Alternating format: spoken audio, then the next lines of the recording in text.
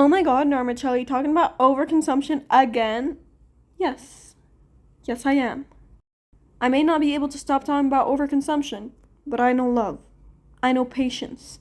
I know kindness. For my returning subscribers, all three of you, I know this is the third video where I talk about overconsumption, but honestly, I cannot help it. It drives me crazy, and I'm a yapper. Okay, I like to yap. No one can stop me. In fact, that's why you clicked on this video. Documents were in place. Buford, you listening? Now get this. That's when the subcommittee had to reallocate the funds. But this video discusses not only overconsumption, but also the performative femininity we see all over social media nowadays. If you're interested in videos like this, you should probably subscribe because I will be making more. Anyway, being a woman in the 21st century seems more expensive day by day, and it feels like spending has become synonymous with femininity. Think about it. How many TikToks have you seen this week with a girl buying unnecessary things and with the caption, "I am just a girl"? Or how many videos have you seen of girl math where women justify their excessive spending by creating a new kind of math? So I bought this purse for $38, which means it was $30. Round down, not up. Girl math. I spent $200 at one store, but all the other stores we walked into, I didn't buy anything. So when you spread it out, that was good. You saved money. Don't you ever feel pressured while scrolling through social media and trying to keep up with every trending makeup product or dress? Be it the Rare Beauty blush, the Charlotte Tilbury spray, or multiple Stanley cups in different colors? Is it not absurd that all content catered to women on social media somehow ties back to an advertisement for one type of product or another? I cannot spend 10 minutes on Instagram without being bombarded with some statement like, you need to try this lip gloss. Run, do not walk to Target. This mascara changed my life, or I am obsessed with this foundation. It feels like all influencers regurgitate the same statement to sell women more crap we do not need. Every 2 weeks or so, a new product trends, be it a makeup product or a pink spin-off of an age-old product that has existed for centuries. Suddenly, all of Instagram and TikTok latch onto it for 2 weeks, insisting that it is necessary and that you need it to live a fulfilling life. That trend slowly dies, influencers find a new product to obsess over, and the cycle continues. And when confronted about it, one can simply say, I am just a girl. However, there is no equivalent demeaning trend for guys saying, I am just a boy. And what does being a girl have to do with spending money on things that, at best, you do not need and at worst, harm you? But to discuss this trend and how it harms women, we must discuss how it came to fruition. And to do that, we have to go back to the 1960s. Second wave feminism was a feminist movement focusing on workplace issues, official legal rights, reproductive rights, domestic violence, and more, emerging in the 1960s and ending in the 1980s. Second wave feminism was a delayed response to the expected domesticity of women in a post-World War II America. After World War II, society expected women to return to their homes, have as many kids as their husbands desired, have dinner on the table every day, and, most relevantly, look beautiful. But beautiful is an understatement. Women were expected to look like a made-up Barbie doll 24/7. Saying that women had it easy back then would be a bald-faced lie.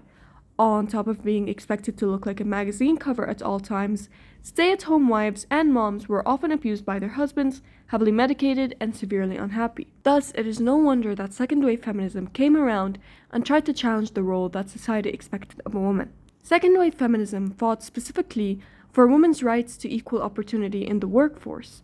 Thus, things like high heels, corsets, and makeup were considered nothing more than impressive tools restricting women, essentially saying, I am a human, not a doll, you don't need to look at me, there's no reason for me to parade around in these costumes. But then, third-wave feminism came around, and with it, a complete opposition to many of the ideals that second-wave feminism stood for. This is called girly or lipstick feminism, the idea that a woman can be a feminist without giving up her beauty. I think this is a natural evolution because many women want to fight for women's rights and want to call themselves feminists, but they fear being perceived as stereotypical feminists. The stereotype has existed since first-wave feminism, the idea that feminists are ugly, angry, hairy, uncivilized women. This patriarchal caricature has made an impact, and now even feminists fear being conceived in that way. Thus, many women uphold feminist ideals and still desire to keep themselves palatable. And since third wave feminism, beauty products were no longer seen as oppressive or restrictive, but rather empowering. How so? Well, contrary to the housewives of the 1940s, women were no longer forced to use them, but had the choice to. I choose to wear this lipstick. But as social views change, marketing does as well, and the beauty industry, just like any other industry, knows this. Beauty industry witnessed how beauty products went from something women used without questioning to things women started to boycott and reject, and they had to act quickly. Almost overnight, the marketing for beauty products went from "you are ugly and you have to use our product" to "you are already so beautiful but you could be better, ha ha ha, use our product in a feminist Me Too smash the patriarchy way." And like it or not, most people fell for it. Many people now believe makeup and the likes are tools of self-empowerment. And in today's world, women are mostly expected to work and study, things that, due to late-stage capitalism, are considered miserable. It's not fun to work. It's not fun to study. It's not regarded as fun to be independent for some reason, and generally there is a rising sentiment of women saying they do not want to work, that the right to work was forced upon them. Up for our right to work. Infantilizing themselves and saying things like, "I'm just a girl," insinuating that they are not mature enough to be treated like an adult. Naturally, the beauty industry's rebrand and many people's disdain for work would eventually collide to create trends that insinuate it is inherently a girl trait to not want to work and instead want to spend your time in a pink room playing with makeup. I think that's when it gets concerning. There are many adult women openly saying that they would prefer to go back to the times where women were not allowed in the workplace, that they would rather be a housewife and get to play with makeup all day than be independent adults. Or that they are just girls, not fully grown women. It makes me wonder, do people think before they post? When making a joke about being financially irresponsible and calling it girl math, are we not just confirming the stereotypes that have long existed regarding women? That we spend a lot of money and are bad at math? When we talk about girl dinner and show a photo of a measly meal, are we not just confirming the stereotype that women are not meant to eat much? When we talk about how we are just girls, are we not confirming that we should not be taken seriously and that we should not be treated as equals rather than the lesser sex? Are we not confirming the idea we have tried to fight for so long, that women are less? As the Daily Free Press says in their opinion piece titled, "Are You Really Just a Girl?"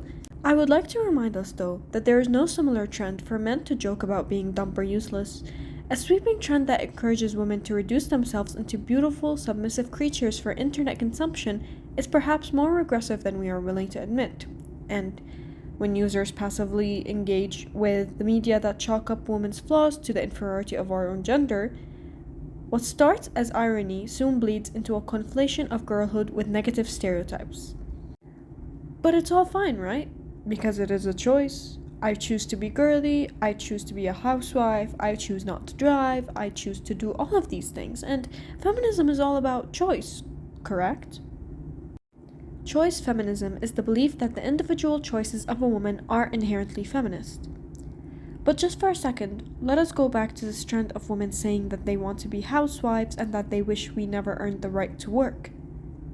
Why does everyone seem to think being a housewife is an easy job? Why do people nowadays seem to think being a housewife is all about baking all day and going to Pilates? And why does everyone think that just because you are a housewife, you are going to be automatically rich and have an unlimited fund for makeup? I want you to look at any housewife or stay-at-home mom that you know. Your mom, your grandma, your sister, maybe even yourself, whomever. Chances are that housewife is struggling to keep everything in order. Maybe she did not even choose to be a housewife. Perhaps that is just the way her life turned out. Regardless, she's probably stressed, and even though she does not go to work, she is as stressed as someone working would be, if not more. Well, she takes care of the kids, makes sure they are dressed, makes food for everyone, keeps the house clean, and on top of all that, does not get compensated for it. Her income is completely reliant on her husband. And that's when it gets concerning. Because if a housewife does not have a source of income, she runs the risk of being a victim of financial abuse. And while there's nothing inherently wrong with being a stay-at-home wife, something is alarming about being completely financially dependent on someone else. According to the National Network to End Domestic Violence, financial abuse is a common tactic used by abusers to gain power and control in a relationship. The forms of financial abuse may be subtle or overt, but in general include tactics to conceal information, limit the victim's access to assets, or reduce accessibility to the family finances. This means that at any moment, a man may be able to cut off his wife's access to money to trap her, and a woman with no source of income might not have any choice but to stay in the relationship. All that's to say, not every choice a woman makes is a good choice.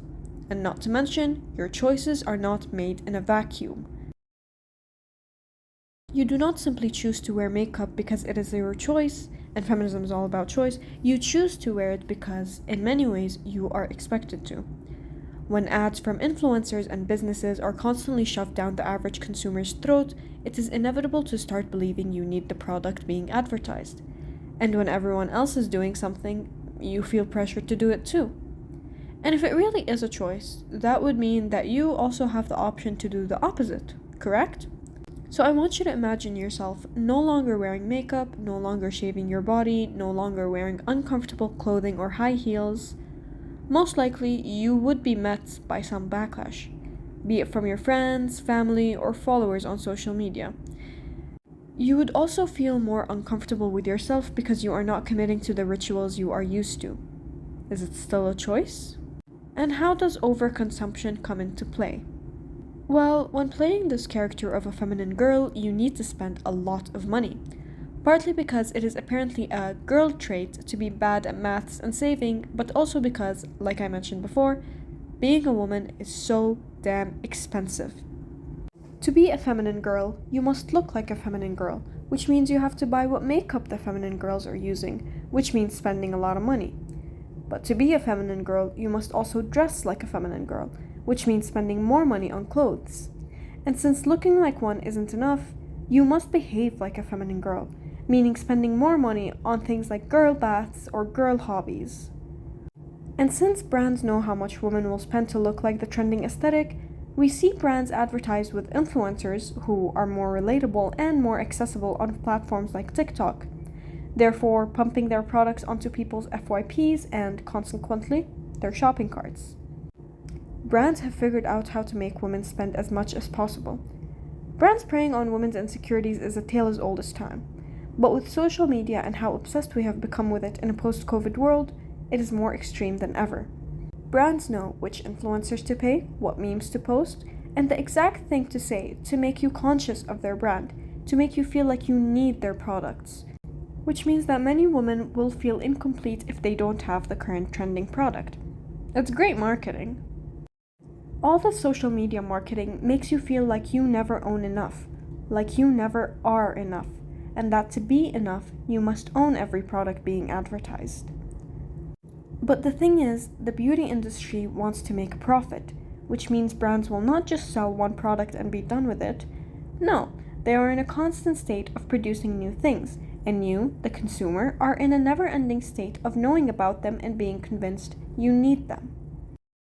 To see all these products, and especially to see them all being owned by influencers and advertised with mantras like, "You need this lip gloss," makes the average person feel incomplete, especially women who face a much more rigid and strict standard of beauty. In reality, this is all a facade. Influencers who seem to own every product in existence get these products sent to them for free, or they get paid to advertise them. But when you're scrolling, you don't know this, and it makes you feel incomplete and like you need to buy more. However, most people do not own more than 5 lip glosses, and most people have a 3-step skincare routine. The overconsumption shown on social media is unrealistic. But when you are constantly scrolling, it is easy to forget that. Both influencers and brands know this, by the way. They know that instilling a sense of FOMO in consumers makes them more likely to buy their products, even if it's disguised with feminist marketing. And since I know I will have people in the comments talking about how buying makeup makes them happy, or how these aesthetics and jokes are not that serious, let me say this. Makeup is not inherently bad. Loving the color pink is not bad. Being girly is not bad. None of these things are bad on their own. However, feeling insecure about never having enough and thus overspending on products is bad. Covering yourself in pink and saying you're too dumb to drive or study or work is bad. Infantilizing yourself in the name of being a girl is bad. I own and enjoy makeup. My favorite color is pink, and I love feminine aesthetics. None of these things are bad. The problem spawns when instead of occasional shopping, it becomes overconsumption. Instead of sometimes wearing makeup, you wear it so often that you find yourself ugly and unable to go out without it. And when instead of enjoying the aesthetics, you undermine yourself and women in general for the sake of a joke. Just remember that not everything you see online is real, not every joke you make is in good taste, and not every choice you make is a good one just because you are a woman. If you made it to the end of the video, thank you so much. You have no idea how grateful I am. It means the world to me. If you've enjoyed it, please press the like button and subscribe and tell me what you think in the comment section, because I do enjoy making videos and I enjoy hearing what people think. Thank you so much again, and have a good rest of your day.